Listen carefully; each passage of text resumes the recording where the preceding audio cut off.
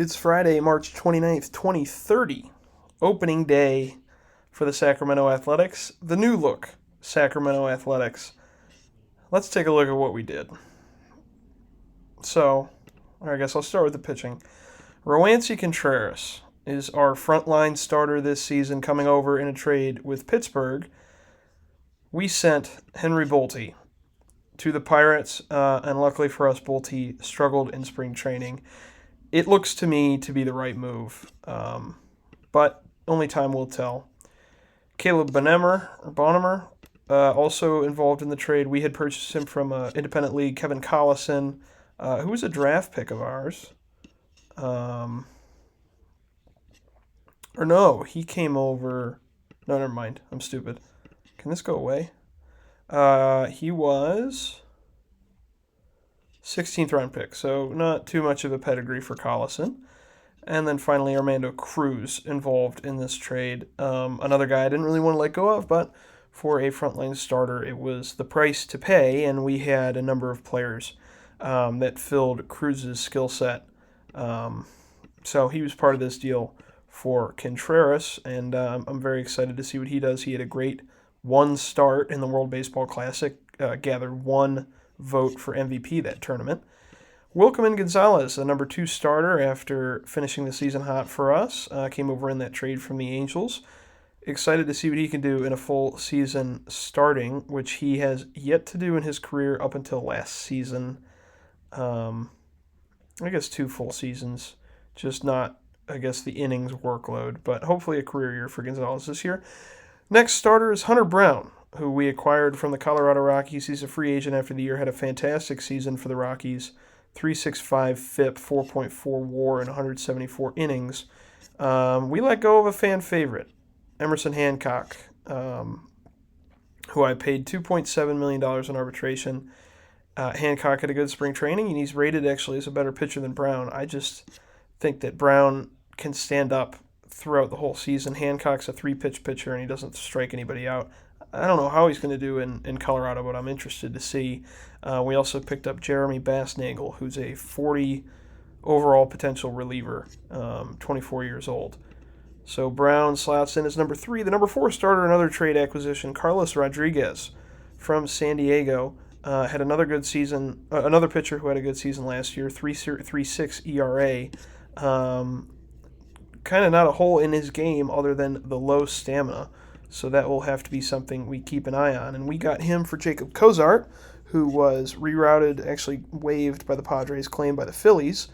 And, if I can get back to it, Victor Acosta, who's still on the Padres, but struggled in spring training and made the opening day roster in spite of that.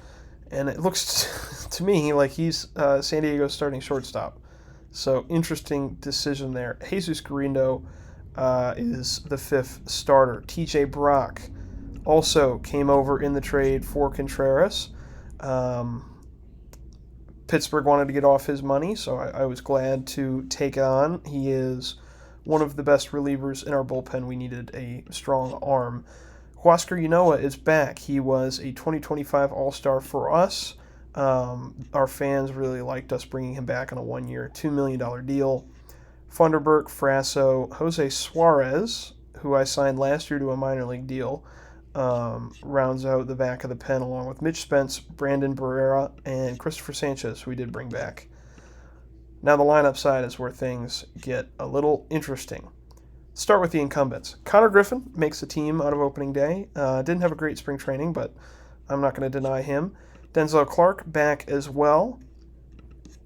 Braden Montgomery, Nasim Nunez, Bobby Hunter. Jeremy Rodriguez was signed to a minor league deal. He was formerly with the New York Mets, had not debuted for them, so he was only in Syracuse. He's 23, fantastic third base option as a lefty. He was actually a guy I was looking to trade, but they let him go to free agency, and we scooped him up.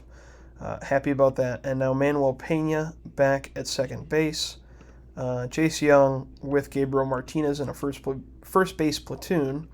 And Alfredo Duno and Hernandez at catcher because Tim McFarland strained his hamstring in spring training, so he will be out for the next 3 weeks, along with Jorge Marcheco, who's out for the next 2 weeks, who was our all-star last season. Pat Brasseur only going to be out till August, so we will get him back sooner than I anticipated, and hopefully his rehab process comes along. And it's tough. He was a 65 potential before. He's now kind of stuck at the pitcher that he was before the injury, which is a 55 potential, 50 overall pitcher. Sad for Brasseur. Now the guys we added: Roman Anthony and Max Clark. So Roman Anthony was the smaller trade. We gave up Daniel Suzak, and this was in anticipation to move Lawrence Butler for maybe a starter. We gave up Jonathan Santucci and Alan Smith, who do I? No, I don't have him shortlisted. I guess I should. I was okay giving him up, even though he's a 50 potential player. You know, bad personality class, not great defense, and he's 20, and he's only this far along. So I was okay giving him up. And Anthony just debuted for the Orioles. He came over from the Red Sox. Actually, no, he didn't. He's a Red Sox prospect in real life, right? Yeah. But was claimed by Tampa, claimed by the Dodgers, and then signed as a free agent to the Baltimore Orioles. They trade him to us after a little trial run, 130 plate appearances, 62 games though, so he was just a bench guy. He has no options remaining, but he's a lefty. He's only 25. He's still got some room to grow, and I think he's a good replacement for Lawrence Butler, but we got a better replacement for Lawrence Butler. Max Clark, another former Tiger prospect, has made his way to Sacramento, and Clark was actually with Arizona. He was waived by Detroit. They need to fix the waivers. Max Clark should have never been waived, but we trade him for Lawrence Butler, who's a free agent after the year, and David Carrillo, who was a relief prospect, only 18 years old. But Clark is probably the center fielder of the future with this 70 range. When Denzel Clark leaves in free agency after the season, he's still on the minimum, is Clark, and the bat, I think, is better than Clark. So, well, Clark. So Clark will replace Clark after the year in center field. So those two guys we brought in. So Bolte, Butler, and Suzak all traded, but for players that can probably help right now. So I don't know what else. Joe Little starting the season in AAA along with Aaron Bracco. Austin Charles, Cole Mathis still there, and I brought in these minor league free agents. Drew Jones also brought in. Can't really play center all that well, but I like to have him. And then same minor leaguers. Not many developments outside of that for us. We do still have the lowest payroll in baseball, $67.8 million. Our farm system is now ranked 23rd. Oh, and the Dev Lab, Bobby Hunter. I boosted his eye successfully, and then I boosted Connor Griffin's power. Let me double check. I only had 2 improvements. Where's it at? Here we go. Clark, generate bat speed. So his power came along, and then Bobby Hunter's eye improved, which I think that'll make him a more complete hitter after his first season in the major leagues. He came second in Rookie of the Year voting. I wanted to check really quickly before we get into the rest of the league, because I understand that I've skipped some stuff. Our former players. So Chase Davis last year, after we traded him to Toronto 2 years ago, made the All-Star game, had a 3-win season. He represents the worst giveaway that I've had in my career. We traded him for Justin Henry Malloy and Emmanuel Rodriguez. Rodriguez we traded back to Toronto. So we essentially, we got destroyed in this trade. It's the first trade that we really got beat. I mean, I knew he was a good player. He just definitely needed to change of scenery. The BABIP was consistently low for us. He was never happy. I was ready to move on from him, but now for Toronto, he's become a star. Other than that, though, until we see Lawrence Butler or Henry Bolte, really excel, I'm not sure that we've lost too much. Tyler Soderstrom did have a good year as an average starter in Queens. The ratings are still there, but they were there when we traded him. He 36 homers for the Mets last season. I just needed to get that money off the books. I mean, you saw the scramble he just had to move a ton of money, and Soderstrom would have been a casualty this year too. So we had to move on from him at some point. It's the way we had to do business. Mason Miller signs a 1-year, $4 million deal with the Braves. If I knew he was going for this little, he got hurt. He tore his rotator cuff in Toronto. Only pitched 9 2/3 innings. 4.66 ERA. If I knew he was going for this little, I probably would have brought him in, but they signed him at Christmas. I wasn't even looking at him by then. I usually wait till the market turns over to the preseason to see what deals I can get for cheap, given the station we are in the league, below 50 feet of crap. Buelvis still in Mervis. Okay. And then obviously Bolte in Pittsburgh now. Mitch Keller had a decent season in Colorado.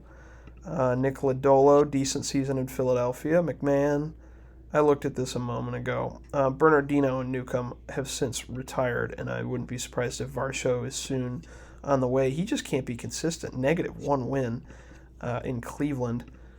But I wanted to show the awards from this past season. Wyatt Langford, I believe, won another. No, Colt Keith, 3-peat MVP, 46 homers this time for the Tigers. They were bounced in the wild card round. Colt Keith, fantastic in his young career. Tigers also repeating, albeit with different pitchers, in the Cy Young voting. Jackson Jobe, 21 wins in 226 innings pitched. Jeff Schumann, the Rookie of the Year for Toronto. He was, in 2027, their 9th overall pick. Can kind of do it all at third base. And then Alex Lang, Reliever of the Year. That will not happen the way he's pitching in real life. I mean, he's fantastic for the Tigers over the past 2 years. 3 really good years for Detroit. I guess 4 if you count this year with our war. That's not going to happen in real life, unfortunately, as a Tiger fan. And then in the National League, Jason Dominguez, the Martian. I mean, look at this season. This is the best season I've ever seen a player have and out of the park. He had an OPS of something like 1175, 372, 458, 727, the triple crown, 46 homers, and this is the second time that he's hit over 350 in a full season. Second time in 3 years, and actually third time in 3 years. He just didn't lead the league in it in 2028, 361. So he's hit over 360 the past 3 years. I mean, that's ridiculous. 131 RBIs, 46 bombs, 354 ISO because he's got these 41 doubles as well, 25 bags, walks more than he strikes out, an OPS plus over 210. He is a near Gold Glove caliber center fielder, 10.6 zone rating. The best season I've ever seen a player have. Now he's fragile, but the Phillies made out like bandits in this trade with the Yankees. They gave the Yankees JT Realmuto. And they covered a portion of his contract, but this is a ridiculous player, Dominguez. Hurston Waldrop, one of the Braves' top prospects in real life right now. Back-to-back good seasons, finally nets a Cy Young. Tim Ambrose, with a pretty pedestrian Rookie of the Year season here, 208, 309, 486, did it 37 homers, but just a slightly above average hitter. And he's a good defender at third, but, kind of an underwhelming year there for rookies. Devin Williams wins his third Reliever of the Year and then signs with Los Angeles. So the champs this year were the Red Sox, and they beat out the Braves in 7 games. Here are the other playoff teams. They have Marcelo Mayer, Brian Bayo, Logan Gilbert, Kyle Teal, just some good players, and a lot of them, they're real-life prospects. Rafael Abreu, Belize. So a fun season from them. Tink Hence, formerly in Athletic, Joe Boyle as well. So, yeah, the Red Sox win the World Series 97-65 was their record. And can I see? No, I can't see recently signed free agents. But it was a relatively big free agency. I think Vlad Jr. moved. Um, can I see this?